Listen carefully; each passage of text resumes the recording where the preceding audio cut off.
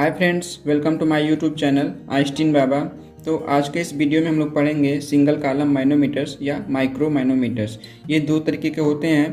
पहला है vertical single column manometers, दूसरा है इंक्लाइंड सिंगल कॉलम मैनोमीटर्स। तो इस वीडियो में हम लोग देखेंगे कि इसका कंस्ट्रक्शन कैसे होता है, इसको मतलब ये बना कैसे होता है और ये वर्किंग कैसे करता है, और इसका जो फार्मूला होता है प्रेशर निकालने का वो कैसे निकलता है, फार्मूला डिराइव करेंगे हम लोग उसका, ठीक है। और इसके फ़ायदे क्या हैं। तो सबसे पहले ये देखते हैं कि जब हमारे पास U2 मैनोमीटर्स पहले से ही था तो इंक्लाइंड या वर्टिकल या कहें तो सिंगल कॉलम मैनोमीटर्स बनाने की रिक्वायरमेंट क्यों पड़ी, ठीक है। जैसा कि आप लोग जानते होंगे कि आवश्यकता आविष्कार की जननी होती है, तो मतलब कुछ इसका ज़रूरत पड़ा होगा तभी ये लोग खोजे होंगे, ठीक है। तो आप लोगों को अगर याद होगा तो U2 मैनोमीटर्स में हम लोग प्रेशर निकालने के लिए 2H का मान ज्ञात करना होता है, H1 और H2 का। जो लोग नहीं देखे हैं पिछला वीडियो देख सकते हैं। तो वहाँ पे 2H का मान निकालना होता था, H1 और H2 का, ठीक है। तो जो कि जितनी ज़्यादा वैल्यू रहेगी उसको ज्ञात करने में, नापने में, या इंच से नाप रहे हैं, इंच टेप से नाप रहे हैं, या किसी और पैमाने से या स्केल से नाप रहे हैं, तो गलती होने का ज़्यादा से ज़्यादा चांस रहेगा, ठीक है। तो हम लोगों ने इस प्रॉब्लम को दूर करने के लिए एक सिंगल कॉलम मैनोमीटर्स बनाया जिसमें केवल एक एच का मान ज्ञात करना रहे, दूसरे का नहीं ज्ञात करना रहेगा उसमें। तो ये चीज़ इसमें फ़ायदा हुआ कि हमको बस एक एच का मान ज्ञात करना रहेगा इसमें, और एक एच का मान ज्ञात करके हम लोग प्रेशर का मान निकाल सकते हैं, ठीक है। तो ये इसका एडवांटेज है। तो चलिए देखते हैं इसका कंस्ट्रक्शन कैसे होता है। जैसा कि नाम से ही स्पष्ट है, सिंगल कॉलम, तो इसमें एक ही कॉलम होगा। तो जैसा कि आप लोग फिगर में देख रहे हैं कि ये वाला पोर्शन जो है यहाँ से यहाँ तक, ये तो जैसे U2 मैनोमीटर्स में था वैसे ही है, लेकिन इसमें सिंगल कॉलम है। यही एक कॉलम है, जो इसका दूसरा कॉलम था उसको वहाँ पे दूसरा कुछ चीज़ अटैच कर दिया गया है, ठीक है। तो इसके कंस्ट्रक्शन में क्या है कि ये इस शेप की एक ट्यूब होती है, और यहाँ पे क्या होता है, एक सैलो रिजर्वायर, मतलब एक कोई छोटा सा टैंक है। उसे कहने के लिए तो छोटा है, लेकिन इसके कंपेयर में काफ़ी बड़ा होता है टैंक, ठीक है। जो इसका क्रॉस सेक्शनल एरिया होता है, इस जो बॉक्स का क्रॉस सेक्शनल एरिया होगा वो इसके क्रॉस सेक्शनल एरिया से, जो ये वाला एरिया होगा उससे 100 टाइम्स ज़्यादा होता है, ठीक है। ऐसा लेके चलते हैं हम लोग, ठीक है। ऐसी इसकी डिजाइनिंग ही रहती है कि 100 टाइम्स ज़्यादा रहता है क्रॉस सेक्शनल एरिया इसका, ठीक है। और इसी रिजर्वायर से एक ट्यूब हम लोग जोड़ देते हैं, जिसको हम लोग जहाँ पे प्रेशर हमको ज्ञात करना रहता है उस पॉइंट से जोड़ सकें, ठीक है। तो ये इसका हो गया कंस्ट्रक्शन। अब इसमें जो ब्लैक वाला मैंने ये शेडेड किया हुआ है, ये मैनोमेट्रिक लिक्विड है या हैवियर लिक्विड है, जो ऊपर नीचे मूव कर सकता है प्रेशर के हिसाब से। अगर नेगेटिव प्रेशर है तो ऊपर की तरफ मूव करेगा, और अगर पॉजिटिव प्रेशर है सिस्टम में तो वो नीचे की तरफ मूव करेगा, ठीक है। तो ये चीज़ है। तो सपोज करते हैं जब इस पॉइंट को प्रेशराइज सिस्टम से कनेक्ट नहीं था, मतलब जब जीरो प्रेशर था, तो ये वाला जो लेवल था लिक्विड वाला वो यहाँ पे था, ठीक है, और यहाँ पे था, और इसमें जो लेवल था वो भी यहाँ पे था, क्योंकि जब प्रेशर जब दोनों लिम्स में सेम रहेंगे तो ऊंचाई भी सेम होगी, तो ये कुछ यहाँ पे रहे होंगे, ठीक है।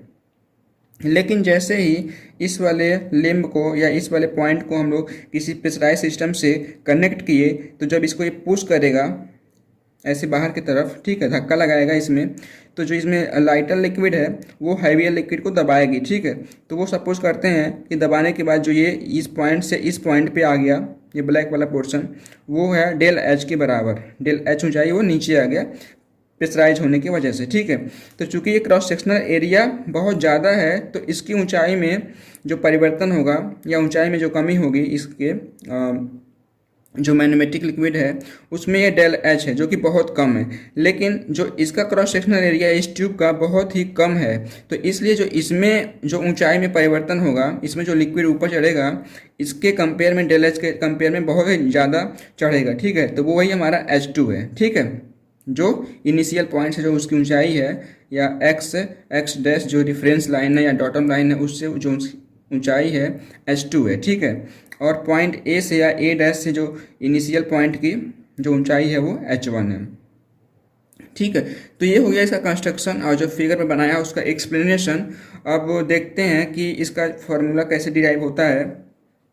ये सारी चीज़ें हैं, आप लोग मैंने बहुत ही अच्छे से लिखा हुआ है, आप इसको पूरा देख लीजिएगा, ठीक है, आप लोगों को अलग से नोट्स खोजने की ज़रूरत नहीं पड़ेगी, इसी से काम चल जाएगा आप लोगों का। ठीक है, अब देखते हैं यहाँ पे, ये तो हो गया, मैंने वर्किंग भी बता दिया आप लोगों को, इसी के साथ में आप लोग पढ़ लीजिएगा, समझ में आएगा।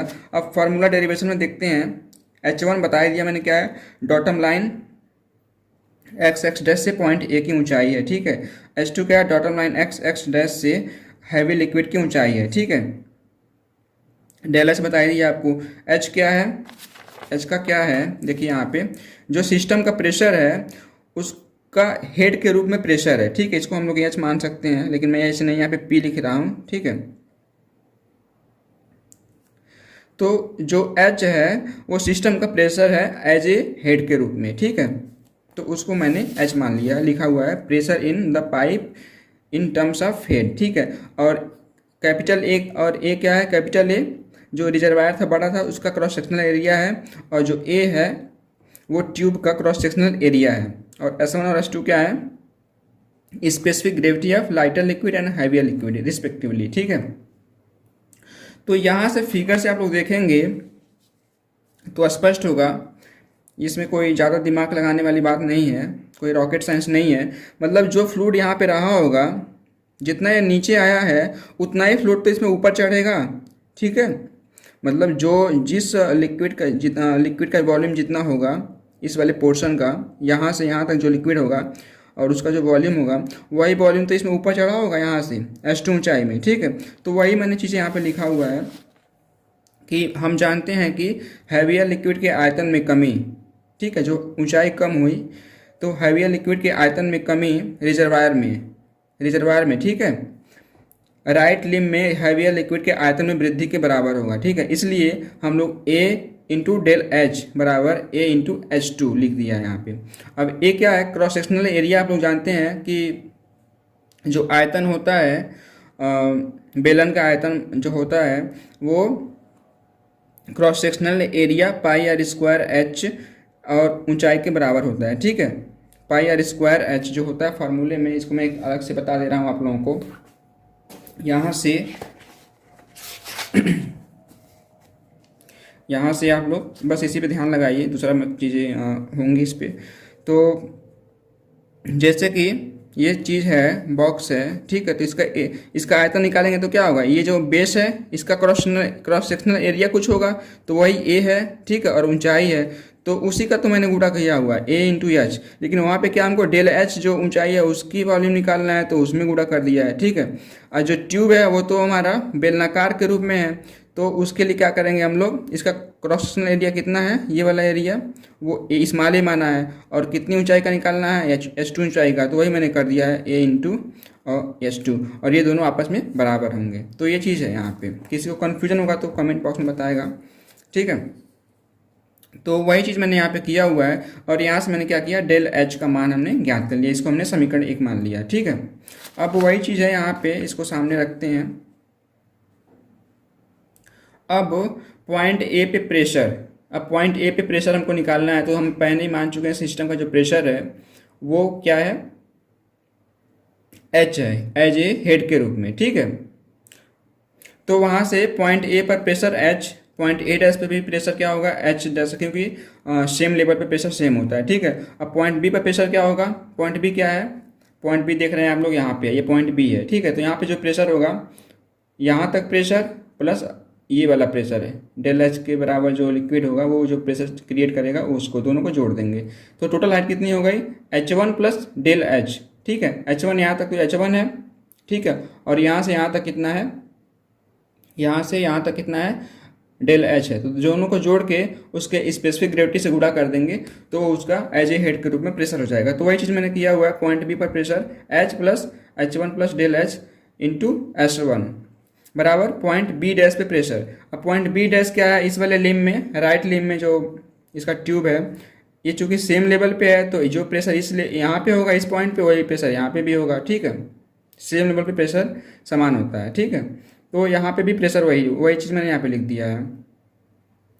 अब पॉइंट सी पे प्रेशर हमको ज्ञात करना है, तो पॉइंट सी पे प्रेशर क्या होगा, H प्लस H1, यहाँ तक जो प्रेशर है वो तो रहेगा ही। अब इसमें से इस लिक्विड कॉलम के हाइट के बराबर जो प्रेशर होगा H2 प्लस डेल एच, ये माइनस कर देंगे हम लोग H2 plus del H H2 minus कर दिया तो वो पॉइंट सी पे प्रेशर हो जाएगा। लेकिन जो पॉइंट सी पे प्रेशर होगा वो जीरो होगा, क्योंकि हम लोग गेज प्रेशर निकाल रहे हैं, केवल सिस्टम का प्रेशर निकाल रहे हैं, तो एटमॉस्फेरिक प्रेशर को हम लोग एज ए जीरो मान के चलेंगे। ठीक है, तो वही मैंने आगे किया हुआ है। यहाँ पे आप लोग इसको अच्छे से पढ़ लेंगे, समझ लेंगे, बहुत ही ईजी लिखा है मैंने, सब समझ में आएगा। ठीक है, अब देखते हैं आगे क्या लिखा हुआ है यहाँ पे। तो वही चीज़ है यहाँ पे एक्सप्लेन किया हुआ मैंने, ऊपर देखिए आप लोग। बट पॉइंट सी पर pressure zero, open to atmosphere है। ठीक है, अब यहाँ से हमने एच का मान निकाल लिया तो आ गया H2 माइनस S1 प्लस, और इसको यहाँ पे ऐसे कॉमन ले लेंगे डेल एच को, तो ये आ जाएगा H2 माइनस S1। ठीक है, अब समीकरण 1 और 2 से जो डेल एच का मान हम लोग निकाले थे समीकरण 1 में, उसको यहाँ पे पुट करेंगे डेल एच के जगह पे यहाँ पे। ठीक है, तो वो डेल एच का मान रखेंगे तो ये आएगा यहाँ पे स्मॉल ए बटे कैपिटल ए इंटू H2। ठीक है, अब चूंकि हम लोग पहले ही माने हैं, या जो डिजाइनिंग होता है इसका, जो इनके अनुपात होते हैं, वो जो बड़े वाले रिजर्वायर का जो क्रॉस सेक्शनल एरिया होता है 100 गुना ज़्यादा होता है। ठीक है, तो अगर 1/100 इसको मान लें तो 1/100 तो क्वांटिटी कितनी होगी आप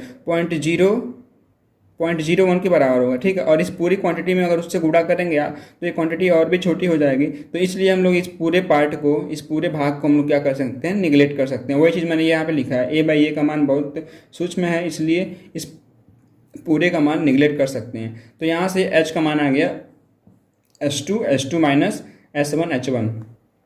तो यहाँ पे देख रहे हैं कि जो H1 का मान है वो सिस्टम का पहले से ही, जब प्रेशर नहीं लग रहा था, तो H1 तो पहले से फिक्स है, मतलब हमको पहले से ही ज्ञात रहेगा, उसको वो बैरी नहीं कर रहा है। ठीक है तो इसलिए केवल बैरी क्या कर रहा है, चेंज किस में हो रहा है, H2 में। ठीक है, प्रेशर जितना ज़्यादा रहेगा H2 का मान उतना ही ज़्यादा होगा। तो यहाँ से देख रहे हैं कि इसका फ़ायदा यही है कि बस हम H2 का मान ज्ञात कर लेंगे तो हम H का मान जो कि सिस्टम का प्रेशर है एज ए हेड, वो हम लोग ज्ञात कर सकते हैं। ठीक है, तो ये हमको फार्मूला डिराइव करना था, हो गया। उम्मीद करता हूँ यहाँ तक आप लोग समझ चुके होंगे। ठीक है, और इसी के साथ ही इंक्लाइंड सिंगल कॉलम मैनोमीटर्स का भी देख लेते हैं, इसी से संबंधित है, इसलिए इसको अगले वीडियो में नहीं बनाया मैंने, इसी में बना दिया है। बहुत ही आसान है ये भी। तो चूँकि इस वाले में जो वर्टिकल सिंगल कॉलम मैनोमीटर्स था, इसमें जो ये में पूरा वर्टिकल था, देख रहे हैं पूरा एकदम सीधा है, ऊर्ध्वाधर है। लेकिन जो इंक्लाइंड है उसमें देखिए यहाँ पे क्या किया, जो ये ट्यूब है इसको इंक्लाइन कर दिया है। तो अब आप लोग सोच रहे होंगे कि इससे फ़ायदा क्या हुआ हमारा। ठीक है, फ़ायदा ये हुआ कि लिक्विड जो है ये एल का मान जो है, ठीक है, इसी तरीके से सेम वैसे चीज़ है, बस हम इस पॉइंट पे क्या किए, कोई ट्यूब ही है जोड़ दिए हैं, लेकिन इंक्लाइन किसी एंगल पे, सपोज करते हैं वो अल्फा एंगल पे हम लोग जो क्षैतिज से अल्फा कोण बना रहा है, अल्फा एंगल बना रहा है, उस कोण पे हम लोग इसको क्या किए, यहाँ पे अटैच कर दिए। ठीक है, तो इससे फ़ायदा क्या हुआ ये देखते हैं।